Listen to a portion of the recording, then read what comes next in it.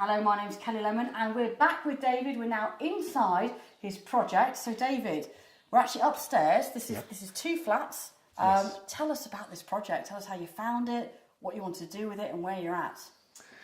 Right, so back in 2013 as I started looking for development projects, and it just seemed to me the logical place to start was find a property that I could buy, renovate if necessary, and rent out whilst I sorted out the planning permission for a new dwelling or dwellings adjacent. Benefit of that being you could get a buy-to-let mortgage on the property, that would be washing its face whilst the planning permissions sort of went through. So this one came up on the market. I know that some sort of similar projects to this had been done on similar plots nearby, so I thought it was a pretty good chance that it would get planning. So offered and negotiated on the property and bought it in November 2013. So you bought the property, you had a piece of land next to it. Yeah. After you'd bought the property, after you'd got a mortgage on the property, you then applied for planning. Yes, that's and you're right, successful with that. Yeah. And then tell us a bit about the financing of the plot, because you have to separate the two, didn't you? Yeah, that's right. So in order to draw down development finance to cover the build costs of the two flats, I needed a separate title that was unencumbered. There was no mortgage on it.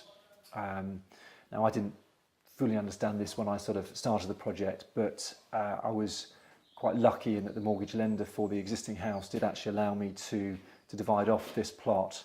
I had to repay a little bit of the mortgage, which was doable, just to kind of cover the reduced security that it had effectively on the value of the existing house.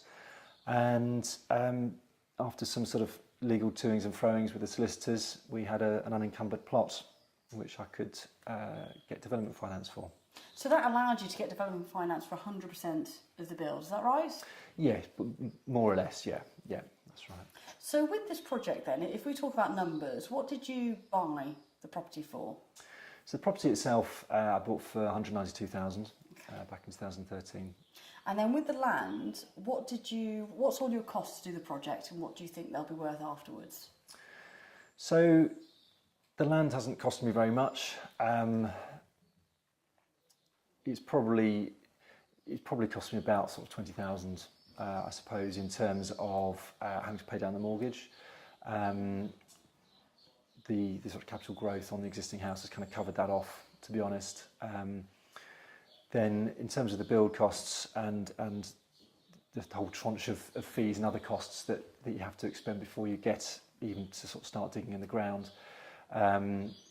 So all those fees, plus the build costs, plus the finance costs, and absolutely everything, the legals, etc., will be just inside sort of £200,000.